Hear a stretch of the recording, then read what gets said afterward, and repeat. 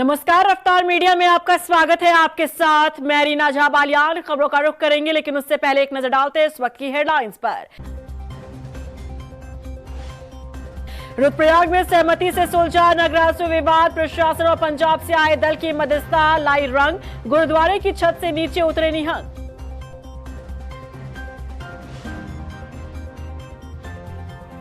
रुद्रप्रयाग के निहंग विवाद पर गरमाई सियासत, कांग्रेस ने थामी पहाड़ी अस्मिता की ढाल, गणेश गोदियाल बोले स्थानीय लोगों को सरकार ने किया नजरअंदाज।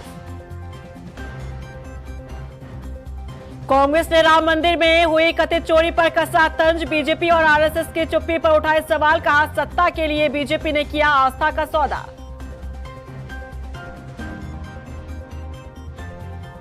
लखनऊ से भी बुरे देहरादून के कोचिंग सेंटर के हाल, संकरी गलियों में चल रहे कोचिंग सेंटर्स, कई सेंटर में नहीं सुरक्षा के इंतजाम।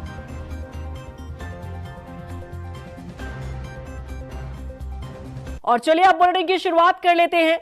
उत्तराखंड के रुद्रप्रयाग के नगरासु गुरुद्वारे में निहंगों के कब्जे का मामला अब सुलझ चुका है, लेकिन निहंग विवाद ने सूबे की सियासत को गरमा दिया है। कांग्रेस ने इस पूरी घटना को उत्तराखंड के लोगों के स्वाभिमान से जोड़ दिया है। कांग्रेस प्रदेश अध्यक्ष गणेश गोदियाल के बयान ने पूरे मामले को नया मोड़ दे दिया है। देखिए रिपोर्ट। रुद्रप्रयाग के नगरासु गुरुद्वारे में निहंग विवाद में गरमाई सियासत, गणेश गोदियाल ने मामले को दिया नया मोड़, उत्तराखंड के लोगों के स्वाभिमान से जोड़ा। रुद्रप्रयाग जिले के नगरासु स्थित गुरुद्वारे में 4 दिनों तक चली निहंगों की मनमानी के बाद आखिरकार मामला सुलझ चुका है।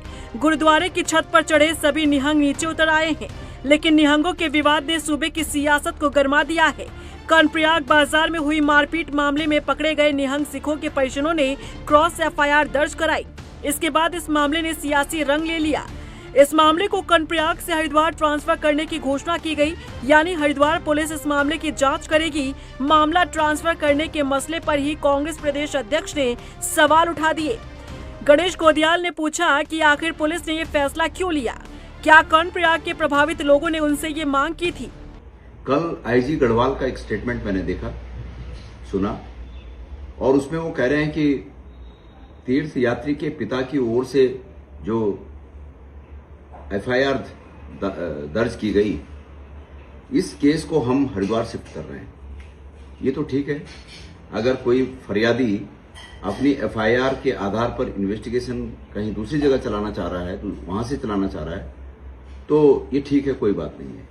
पर आईजी गढ़वाल ने एक बात और कही कि ये दोनों केस जो कि इससे पहले उस घटना में प्रभावित हैं, घायल हैं स्थानीय व्यवसायी, उनका भी केस हम हरिद्वार शिफ्ट कर रहे हैं। मैं ये बात समझ नहीं पाया हूं। मैं वहां के स्थानीय लोगों से इस बात को कहना चाहता हूं, वहां के तमाम नेतागणों, कोई पार्टी की बंदिश नहीं है कि सिर्फ कांग्रेस के, बल्कि बीजेपी के भी या अन्य दलों के भी नेतागणों से भी ये बात मैं कहना चाहता हूं कि क्या कर्णप्रयाग में हुई इस घटना में जो होटल व्यवसायी घायल हुए और स्थानीय लोग जो घायल हुए, क्या उनके परिजनों ने सरकार से ये मांग की है कि हमारे इस केस को इन्वेस्टिगेशन के लिए और आगे की कार्रवाई के लिए हरिद्वार शिफ्ट किया जाए? क्या ऐसा हुआ है? और अगर उनके परिजनों ने ये मांग नहीं की, तो सरकार किसको फेवर करने के लिए ये केस हरिद्वार शिफ्ट कर रही है? गणेश गोदियाल ने इस मामले को उत्तराखंड के लोगों के स्वाभिमान से जोड़ दिया है। गणेश गोदियाल ने मामला हरिद्वार ट्रांसफर करने पर सीधा सवाल और संदेह पैदा किया है। बता दें कि पूरा मामला 16 जून को चर्चाओं में आया था, जहां कर्णप्रयाग बाजार क्षेत्र में स्थानीय लोगों और कुछ निहंग सिखों के बीच किसी बात को लेकर विवाद हो गया। इसके बाद दोनों पक्षों के बीच लाठी डंडे और तलवारें चली। इस विवाद में कई स्थानीय लोग चोटिल हुए, तो वहीं 4 निहंग सिखों को इस मामले में गिरफ्तार कर लिया गया। इस घटना के 4 दिन बाद नगरासु गुरुद्वारे में कुछ निहंग सिखों ने ऊपरी मंजिल पर कब्जा कर लिया था। दिनांक 16/6/2026 को जनपद चमोली के कर्णप्रयाग में सिख श्रद्धालुओं एवं स्थानीय व्यक्तियों के मध्य विवाद के पश्चात मारपीट की जो घटना हुई थी, उसमें सिख श्रद्धालुओं के विरुद्ध थाना कर्णप्रयाग में एक मुकदमा पंजीकृत किया गया था, जिसके संबंध में मेरे द्वारा पुलिस मुख्यालय को प्रेषित रिपोर्ट के आधार पर पुलिस मुख्यालय स्तर पर महत्वपूर्ण निर्णय लिए गए हैं, जिसमें घटना में घायल सिख श्रद्धालु के पिताजी की शिकायत पर उनके साथ कथित मारपीट करने वाले अज्ञात व्यक्तियों के विरुद्ध दिनांक 20/6/2026 को थाना कर्णप्रयाग में एफआईआर दर्ज की गई है।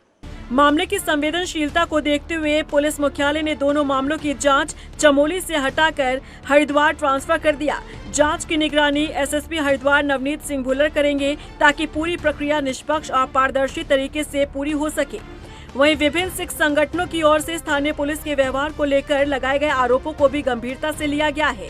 पुलिस मुख्यालय ने डीआईजी यशवंत सिंह चौहान को जांच अधिकारी नियुक्त किया है और 2 सप्ताह के भीतर रिपोर्ट देने के निर्देश दिए हैं। थाना कर्णप्रयाग पर पंजीकृत उपयुक्त दोनों अभियोगों की निष्पक्ष, पारदर्शी एवं स्वतंत्र विवेचना सुनिश्चित करने के उद्देश्य से विवेचनाएं चमोली जनपद से हरिद्वार जनपद को स्थानांतरित की गई हैं, जहां वरिष्ठ पुलिस अधीक्षक हरिद्वार श्री नवनीत सिंह भुल्लर इसके निकट पर्यवेक्षण में विवेचनाओं को संपादित करेंगे। इसके अतिरिक्त विभिन्न सिख संगठनों द्वारा सिख श्रद्धालुओं के साथ स्थानीय पुलिस के कथित आचरण एवं व्यवहार के आरोपों की जांच डीआईजी श्री यशवंत सिंह चौहान के सुपुर्द करते हुए उन्हें 2 सप्ताह में आख्या प्रस्तुत करने हेतु निर्देशित किया गया है।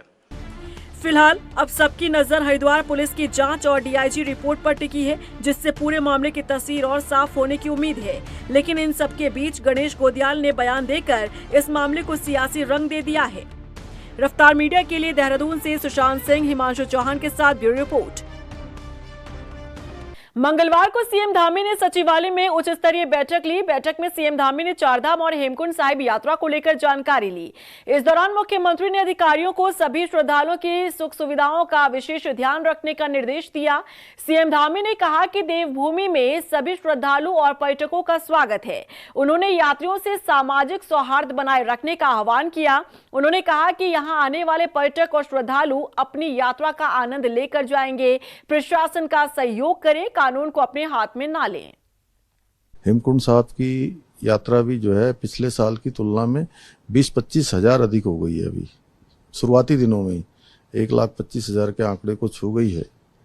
और चूंकि उत्तराखंड में 3 बड़े स्थान हमारे यहाँ पर हमारे सिख गुरुओं के द्वारा जिनकी स्थापना की गई थी, चाहे वो हेमकुंड साहब हो, रीठा साहब हो, नानक मता साहब हो, वो उत्तराखंड में ही है।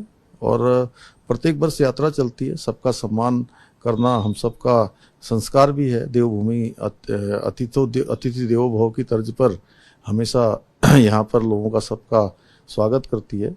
तो सभी को बता दिया गया, कोई अब इशू नहीं है और कार्रवाई हो रही है, कानूनी कार्रवाई। जो भी दोषी पाया जाएगा उसके खिलाफ कार्रवाई हुई है और कार्रवाई आगे भी होगी।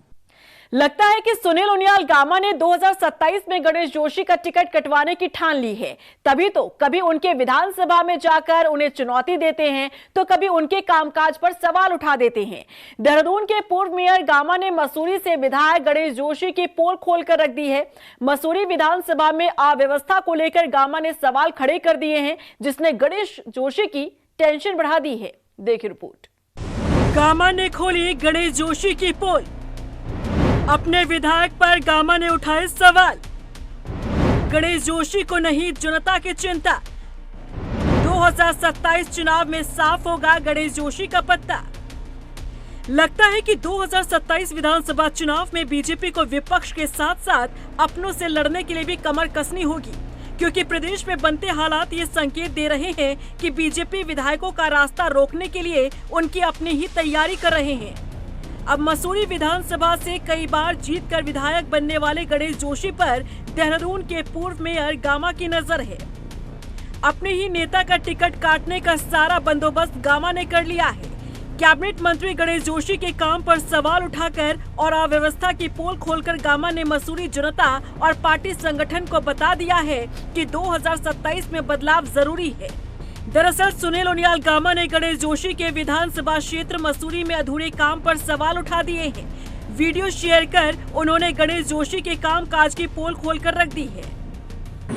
आज हम मसूरी विधानसभा के मालदेवता से शेरकी से सिला से मोटर मार्ग से जा रहे हैं, जहां पिछले वर्ष सितंबर में आपदा आई थी और आपदा के बाद जो यहाँ की सड़क है, जो यहाँ के ग्रामीण हैं, वो इन सड़क से गुजर रहे हैं।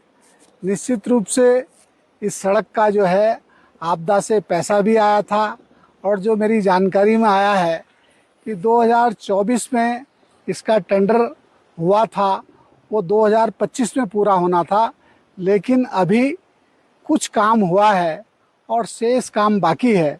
लेकिन देखने को आ रहा है कि यहाँ पर्यटक जो है बहुत बड़ी संख्या में यहाँ देहरादून के हमारे लोकल पर्यटक जो है घूमने आते हैं, लेकिन असुविधाओं का अभाव की वजह से उनको दिक्कतें झेलनी पड़ रही हैं। और जो ये दिख रहा है ये पूरा क्षेत्र, ये देखिए जहाँ से पानी का स्रोत जो है पूरे गांव वालों को पानी इससे मिलता था, लेकिन आज स्रोत जो है स्रोत भी बंद है। और मैं जगह जगह जो जानकारी कर रहा हूँ कि पानी की और सड़क की बड़ी समस्या है। वहीं जब हमारी टीम ने गामा से इस मुद्दे पर सवाल पूछा तो वो एक कदम और बढ़ गए। सुनील उनियाल गामा ने कहा कि जनता की समस्या को लेकर गणेश जोशी की चिंता नजर नहीं आती। देखिए, वो वहाँ के जनप्रतिनिधि हैं, सरकार के मंत्री हैं, तो उनको तो स्वयं ही चिंता करनी चाहिए और मुझे लगता है कि कर भी रहे होंगे चिंता। लेकिन चिंता जो है मुझे लगता है कि दिखाई भी देनी चाहिए। लेकिन मुझे जो जहाँ मैं घूम रहा हूँ वहाँ समस्याएं हैं और उन समस्याओं का समाधान जो है क्योंकि हमारी सरकार है, केंद्र में भी सरकार हमारी है, राज्य में भी सरकार है, छोटी सरकार नगर निगम में भी हमारी सरकार है, इसलिए जो है जनता की जिम्मेदारी से हम बच नहीं सकते। बीजेपी प्रदेश अध्यक्ष महेंद्र भट्ट ने गामा के मुखर होकर बोलने पर नाराजगी जाहिर की है। उन्होंने कहा कि अगर किसी को भी किसी से दिक्कत है तो पार्टी फोरम पर बात करे। नहीं, मैं अभी गामा जी से बात करूंगा, मैंने उनका बयान देखा नहीं है। इस प्रकार का बयान आता तो किसी को भी बयान को सार्वजनिक स्थलों पर किस रूप में रखना है, इसकी मर्यादा होनी चाहिए। कोई बात है तो सीधा ठीक प्लेटफॉर्म पर उनको अपनी बात रखनी चाहिए। आप पहले भी सर ये बात कह चुके हैं कि पार्टी प्लेटफॉर्म मैं आज ही बात करूंगा, आज ही चर्चा करूंगा उनके साथ। बता दें कि देहरादून के पूर्व मेयर सुनील उनियाल गामा की नजर इस बार मसूरी विधानसभा क्षेत्र पर है। यही कारण है कि गणेश जोशी का टिकट काटने के लिए गामा जद्दोजहद में लगे हैं। कभी कहते हैं कि मसूरी सीट एक नेता की बपौती नहीं, तो कभी गणेश जोशी के कामकाज की पोल खोल रहे हैं। दोनों नेताओं के बीच की तनातनी पार्टी के भीतर का माहौल खराब करती दिख रही है और यदि आगे भी यही हालात रहे तो यकीनन 2027 चुनाव में बीजेपी को नुकसान हो सकता है। रफ्तार मीडिया के लिए देहरादून से अशोक कुमार के साथ ब्यूरो रिपोर्ट। मंगलवार को राजधानी देहरादून में कांग्रेस पार्टी के राष्ट्रीय प्रवक्ता आलोक शर्मा ने राम मंदिर में हुई कथित चोरी मामले को लेकर सरकार को घेरा। उन्होंने बीजेपी, आरएसएस और राम मंदिर ट्रस्ट से जुड़े पदाधिकारियों की भूमिका पर गंभीर सवाल उठाए। आलोक शर्मा ने कहा कि दशकों तक चले राम मंदिर आंदोलन का सहारा लेकर सत्ता तक पहुंचने वाली बीजेपी और आरएसएस आज इस गंभीर प्रकरण पर पूरी तरह से खामोश है। उन्होंने तंज कसते हुए कहा कि जिन्होंने राम को नहीं छोड़ा वो इस देश को कैसे छोड़ सकते हैं। आलोक शर्मा ने कहा कि ये वही लोग हैं जिन्होंने आस्था का सबसे बड़ा सौदा किया। मर्यादा पुरुषोत्तम राम का मंदिर सुप्रीम कोर्ट के आदेश पर बना। तमाम सनातनियों ने बहुत बड़ा चंदा देकर, दान देकर उस मंदिर को पूर्ण कराने में अपना योगदान दिया। लेकिन पिछले 20 दिन से जिस तरह की रिपोर्ट्स मीडिया के माध्यम से आ रही हैं कि वहां पर चोरी नहीं डकैती हुई, ऐसा प्रतीत होता है। और दुर्भाग्य है कि हर चीज का क्रेडिट लेने वाली भाजपा और आरएसएस खामोश हैं। एसआईटी के नाम पर लीपापोती शुरू कर दी गई है।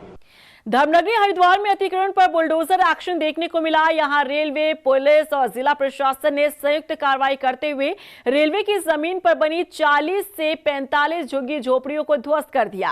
हालांकि इस कार्रवाई का अतिक्रमणकारियों ने विरोध किया। कई लोग बुलडोजर के सामने आ गए। बावजूद इसके टीम ने लोगों के हंगामे के बीच झुग्गी झोपड़ियों को ध्वस्त किया। उधर अधिकारियों ने बताया कि धर्मनगरी में कुंभ मेले के चलते शहर की सुरक्षा और सुंदरता को सुनिश्चित करने के लिए अतिक्रमण मुक्त अभियान चलाया जा रहा है।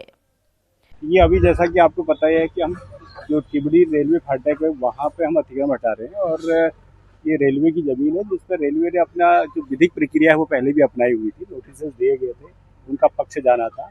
उसके बाद अंतिम तौर पे हमने भी कागज देखी कि रेलवे की जमीन पर अवैध अतिक्रमण है, तो रेलवे की डिमांड पे जिला पुलिस और हम लोगों ने मिल करके उनका सहयोग करते हुए जो यहाँ पर अवैध अतिक्रमण उसको हटा रहे हैं और अभी 75% हट गया इस पॉइंट पर।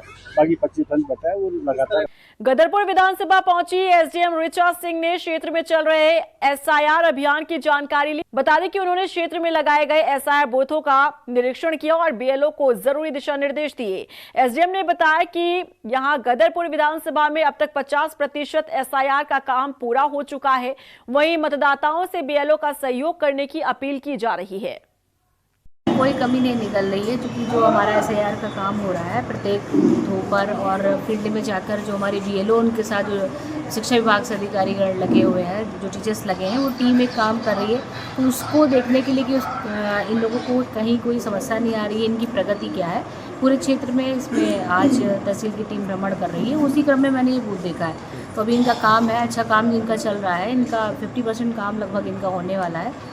इस प्रगति के लिए ही निरीक्षण हो रहा है और मेरे लोगों से अपील है कि वो जो बीएलओ उनसे डॉक्यूमेंट मांग रही है, जो उनके पास जो डिटेल है वो उनको उपलब्ध करा दे, जिससे शीघ्रता से इस कार्य को पूर्ण किया जा सके।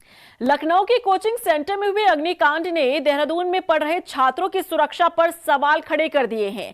दून में बड़ी संख्या में चल रहे कोचिंग सेंटर की सुरक्षा व्यवस्था सवालों के घेरे में है। यहां भी कई संस्थान संकरी गलियों, जर्जर भवन में चल रहे हैं, जिसने छात्रों की चिंता बढ़ा दी है। देखिए रिपोर्ट। लखनऊ से भी बुरे देहरादून के कोचिंग सेंटर के हाल। संकरी गलियों में चल रहे कोचिंग सेंटर्स, कई सेंटर में नहीं सुरक्षा के इंतजाम। लखनऊ अग्निकांड के बाद दून के छात्र परेशान। लखनऊ में कोचिंग सेंटर में हुए अग्निकांड ने सबको हिलाकर रख दिया। नियमों को ताक पर रख देहरादून में पढ़ रहे छात्रों की सुरक्षा पर भी सवाल खड़े होने लगे हैं। देहरादून में बड़ी संख्या में चल रहे कोचिंग सेंटर की सुरक्षा व्यवस्था सवालों के घेरे में है। यहाँ भी कई संस्थान संकरी गलियों, जर्जर भवन में चल रही हैं, जिसने छात्रों की चिंता बढ़ा दी है। दरअसल देहरादून में प्रतियोगी परीक्षाओं की तैयारी के लिए बड़ी संख्या में छात्र कोचिंग संस्थानों का रुख कर रहे हैं, लेकिन इन संस्थानों की सुरक्षा व्यवस्था अब चिंता का विषय बनती जा रही है। शहर के करणपुर, डालनवाला और आसपास के क्षेत्रों में कई कोचिंग सेंटर ऐसे भवनों में संचालित हो रहे हैं, जहां सुरक्षा मानकों की अनदेखी की जा रही है। रिपोर्ट के मुताबिक कई संस्थानों में आने जाने के लिए केवल एक ही रास्ता है। कुछ जगहों पर सीढ़ियां संकरी हैं और भवनों के आसपास बिजली के तारों का जाल फैला हुआ है। आपातकालीन स्थिति में फायर ब्रिगेड वाहनों की पहुंच भी चुनौती बन सकती है। कई छोटे कमरों में बड़ी संख्या में छात्रों को बैठाया जाता है। इसके बावजूद आग से बचाव के पर्याप्त इंतजाम और आपातकालीन सुरक्षा व्यवस्था दिखाई नहीं देती। एक्सपर्ट्स का कहना है कि लगातार चलने वाले एसी, कंप्यूटर और दूसरे उपकरणों से बिजली पर अधिक दबाव पड़ता है, जिससे शॉर्ट सर्किट का खतरा बढ़ सकता है। करणपुर क्षेत्र में लगभग 50 छोटे बड़े कोचिंग सेंटर संचालित होने की बात सामने आई है। इनमें से कई संस्थानों के शिक्षा विभाग से अनुमोदन और सुरक्षा ऑडिट पर भी सवाल खड़े हो रहे हैं। लखनऊ के पोशील इलाके अलीगंज में कल दोपहर एक कमर्शियल बिल्डिंग में आग लग जाती है और उसी कमर्शियल बिल्डिंग में एक कोचिंग सेंटर चल रहा था, जिसमें 15 लोगों की मौत हो जाती है और जो जिनकी मौत होती है वो छात्र, शिक्षक और कर्मचारी थे। हालांकि मामले की जांच चल रही है, लेकिन वहीं अगर हम बात करें राजधानी देहरादून की, देहरादून को भी एक शिक्षा का हब माना जाता है और यहाँ पर कई कॉलेजेस हैं, कोचिंग सेंटर हैं और इसके अलावा किस ट्यूशन्स वगैरह पढ़ाए जाते हैं। अगर बात करें यहाँ के देहरादून की, और देहरादून में कई ऐसे कॉलेज है, कॉलेजों के आसपास ट्यूशन सेंटर है या फिर कोचिंग सेंटर है, कई हज़ारों की तादाद पर यहाँ पर है। और यहाँ पर भी लगातार इस तरह से जो ऑडिट, अगर बात करें अग्निशमन की, तो ऑडिट की बात की जाती है। लेकिन बात सबसे बड़ी ये है कि जब कहीं दूसरे राज्य में कोई घटना होती है तो यहाँ पर जो जांच का विषय बन जाता है और जांच के करने के आदेश भी दिए जाते हैं। अभी जिस तरह से ये घटना सामने आई है, घटना सामने आने के बाद एसएसपी जो परमिंदर डोभाल है, उन्होंने साफ तौर पर कहा है कि जितने भी कोचिंग सेंटर हैं उनके जो संचालक हैं उनके साथ बैठक की जाएगी। जहाँ जहाँ खामियाँ हैं, खामियों को पूरा किया जाएगा। अगर अग्निशमन के जो सामान हैं वो नहीं हैं तो उनको भी पूरा करने के निर्देशित किया जाएगा और जिला प्रशासन के साथ में एक चेकिंग अभियान चलाया जाएगा। अब सवाल यही है सबसे बड़ा कि जिस तरह से जब कोई घटना होती है, घटना होने के बाद जो उसके जांच के आदेश दिए जाते हैं। उसी के बाद जो जिला प्रशासन हो या पुलिस जागती है। कैमरा पर्सन अफजाल के साथ हिमांशु चौहान, रफ्तार मीडिया, देहरादून। देहरादून में कई ऐसे कोचिंग सेंटर्स हैं जिन्होंने चिंता बढ़ा दी, क्योंकि यहाँ संकीर्ण गलियों और जर्जर भवन में कोचिंग सेंटर संचालित हो रहे हैं। कई संस्थानों में एक ही एंट्री और एग्जिट पॉइंट है। फायर ऑडिट और सुरक्षा मानकों पर सवाल खड़े हुए हैं। बिजली के तारों और शॉर्ट सर्किट का खतरा है। आपातकालीन निकासी व्यवस्था का अभाव है। देहरादून के एसएसपी के मुताबिक कोचिंग संस्थानों के संचालकों के साथ बैठक कर सुरक्षा व्यवस्थाओं की समीक्षा की जाएगी। यदि नियमों का उल्लंघन पाया गया तो संबंधित विभागों के साथ मिलकर कार्रवाई की जाएगी। साथ ही अग्निशमन विभाग को निर्देशित किया गया है कि जो घर पर कोचिंग संस्थान चल रहे हैं उन पर कार्रवाई की जाए। पूर्व में इस प्रकार की जो घटना एक बार हमारे संज्ञान में पहले भी आई थी। यहाँ पर अभी लखनऊ में कल एक बड़ा ही हृदय विदारक घटना हुई थी, जिसमें फायर सेफ्टी ऑडिट प्रॉपर ना हो पाने के कारण 15 लोगों की इसमें जान भी गई है। इस संबंध में पहले से देहरादून पुलिस लगातार इस प्रकार के जो सार्वजनिक संस्थान हैं या कोचिंग इंस्टीट्यूट हैं, इस पर भी हम लोग कोशिश कर रहे हैं। हम लोग इस पर भी चिन्हित करेंगे कि अगर कोई घरों में कोचिंग पढ़ाई जा रही है, अगर वहाँ पर भी फायर ऑडिट नहीं है, उसको भी हम लोगों ने संज्ञान में लिया है। शीघ्र ही हमारी जो फायर की टीम है, इसमें प्रत्येक ऐसे संस्थानों का जहाँ पर पढ़ाई कराई जा रही है या सार्वजनिक संस्थान है, उनका सुरक्षा ऑडिट को पूरी गंभीरता से ले रही है। इसके लिए व्यापक जो निर्देश हैं वो जारी किए गए। लखनऊ की कोचिंग सेंटर अग्निकांड के बाद उत्तराखंड के मुख्यमंत्री पुष्कर सिंह धामी ने भी सेफ्टी ऑडिट करने के यहाँ निर्देश दिए हैं। लेकिन सवाल है कि जब कोई घटना हो जाती है उसके बाद ही शासन प्रशासन क्यों जागता है? आखिर पहले ऐसे संस्थानों पर नजर क्यों नहीं रखी जाती? धर्मनगरी हरिद्वार में भी पुलिस प्रशासन अलर्ट मोड पर है। एसएसपी नवनीत सिंह ने जिले के सभी थाना प्रभारियों और अग्निशमन अधिकारियों को फायर सेफ्टी व्यवस्था की जांच के निर्देश दिए हैं। उन्होंने बताया कि पुलिस अधिकारियों को coaching centre, shopping mall, hotel, अस्पताल, स्कूल और अन्य सार्वजनिक स्थानों में फायर सेफ्टी उपकरणों को परखने के लिए कहा है। कोई खामी मिलने पर उसे दूर किया जाएगा। और साथ में कल जो इंसिडेंट दिल्ली में हुआ है, उसके मद्देनजर आज ही मॉर्निंग में जो हमारे सीएफओ हैं, अग्निशमन अधिकारी, इनको बोला गया है कि अपनी टीम के साथ जितने हमारे कोचिंग सेंटर्स हैं, शॉपिंग मॉल्स हैं या ऐसी जगह जहाँ पे कि भीड़ भाड़ की जगह होती है, जो लोग आते हैं, वहाँ अग्निशमन की क्या व्यवस्था है, क्या इंतजाम है, उनकी एक बार समीक्षा कर ली जाए। अगर कोई कहीं कमी है तो उसको दुरुस्त कर लिया जाए, क्योंकि अभी मानसून का अनसर्ट में टाइम है और ऐसी घटना कभी भी हो सकती है, तो उसके लिए इन सबको लखनऊ पर रखा। रुड़की के नगला इमरती गांव में हाईवे के पास भूमाफियाओं पर जमीन कब्जाने का आरोप लगा है। मामले को लेकर सूरत सेवा दल ने ज्वाइंट मजिस्ट्रेट दीपक रामचंद्र सेठ के कार्यालय का घेराव किया। नाराज लोगों ने बताया कि चकबंदी विभाग की मिलीभगत के चलते करोड़ों की जमीन पर भूमाफियाओं ने कब्जा कर लिया है, जिस पर ज्वाइंट मजिस्ट्रेट ने जांच कर कार्रवाई का आश्वासन दिया है। पर जो सरकारी भूमि है उस पर भूमाफियाओं द्वारा कब्जा कर लिया जाता है और उस पर कई बार शासन और प्रशासन के द्वारा खाली कराने के आदेश भी कर दिए गए। लेकिन जो भूमाफिया हैं वो बाज नहीं आ रहे हैं और वो अधिकारियों को भी पता नहीं क्या मतलब ऐसा समस्या क्रिएट कर दे रहे हैं। ऐसा कौन सा उनके पीछे हाथ है, ऐसा कौन सा उनके पीछे तंत्र है, जो कि जो है पैमाइश के 3-4 बार आदेश होने के बाद में उस पर पैमाइश नहीं हो रही। तो आज इस पूरे घटनाक्रम पर हम ज्वाइंट मजिस्ट्रेट साहब से मिलने आए हैं। में चकबंदी की प्रक्रिया चल रही है, उसमें एक पैमाइश का डेट दिया गया था, उसमें कुछ कारण से पैमाइश नहीं हो पाई थी। उसका पैमाइश जल्दी करके सरकारी जमीन से कब्जा मुक्त करने के लिए डिमांड करके आज हमारे सूरत सेवा दल के सभी पदाधिकारी आज पहुंचे थे। उनके द्वारा एक ज्ञापन भी दिया गया कि उसको तुरंत खाली किया जाए। Until unless there is any legal court में प्रोसीडिंग है, स्टे होगा तो अलग बात है, नहीं होगा तो उसको। राजधानी देहरादून से सटे धूलकोट में चल रहे ग्राफिक एरा हॉस्पिटल पर जन संघर्ष मोर्चा अध्यक्ष रघुनाथ सिंह नेगी ने गंभीर आरोप लगाया है।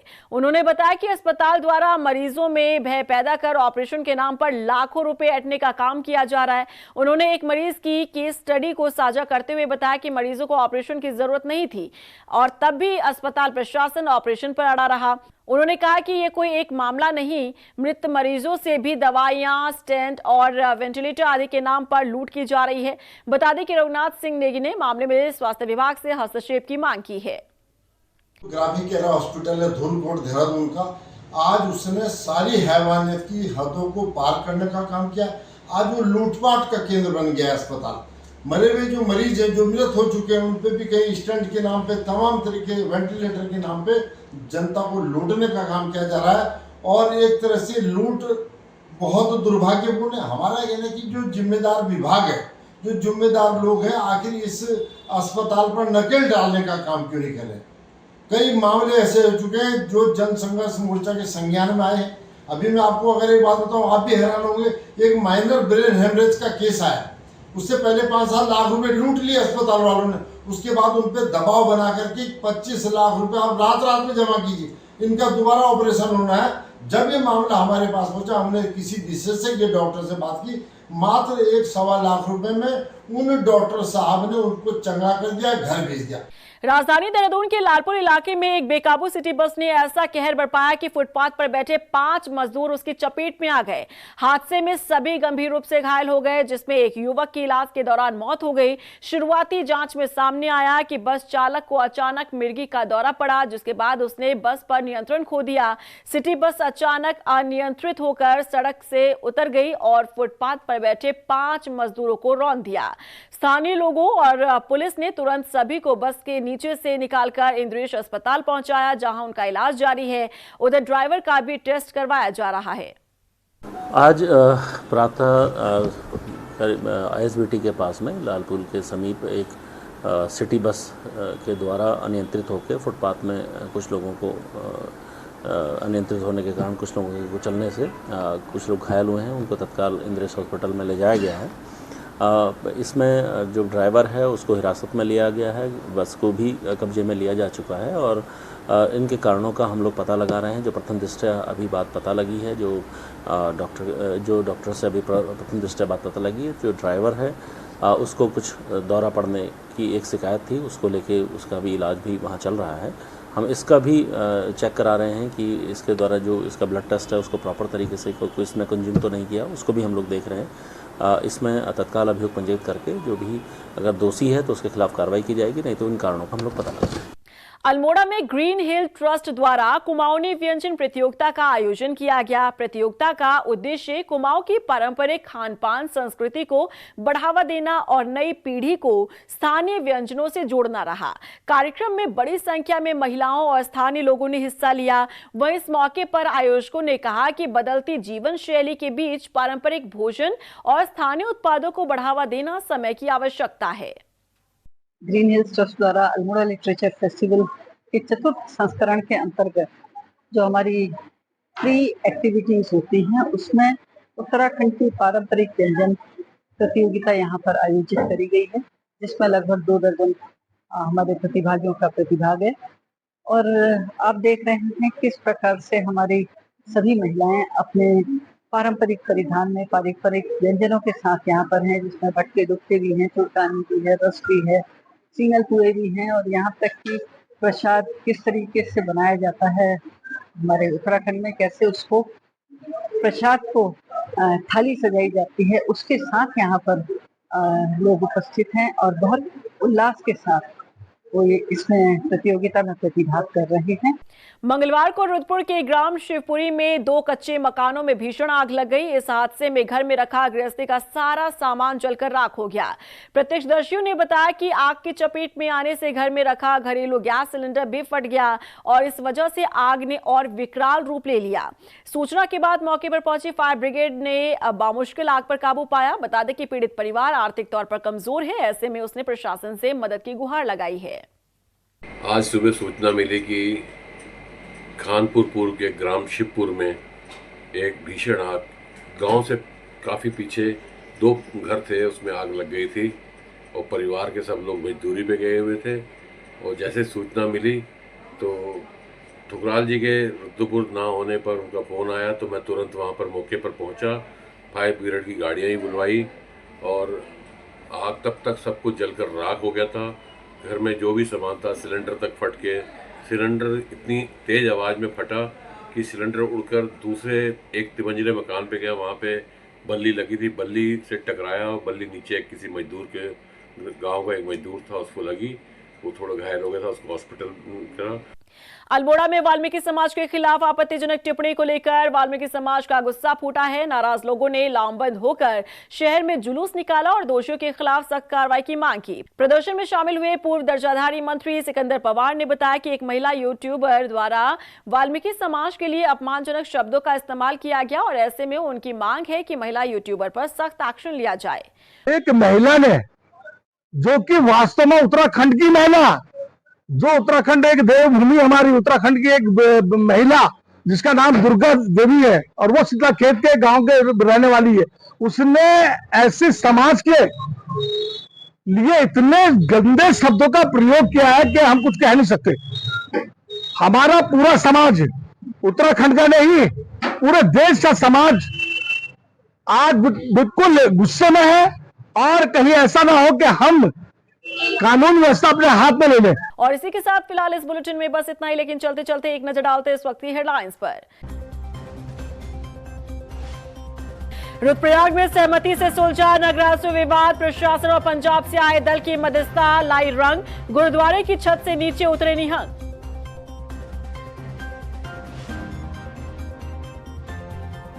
रुद्रप्रयाग के निहंग विवाद पर गरमाई सियासत, कांग्रेस ने थामी पहाड़ी अस्मिता की ढाल, गणेश गोदियाल बोले स्थानीय लोगों को सरकार ने किया नजरअंदाज। कांग्रेस ने राम मंदिर में हुई कथित चोरी पर कसा तंज, बीजेपी और आरएसएस की चुप्पी पर उठाए सवाल, कहा सत्ता के लिए बीजेपी ने किया आस्था का सौदा।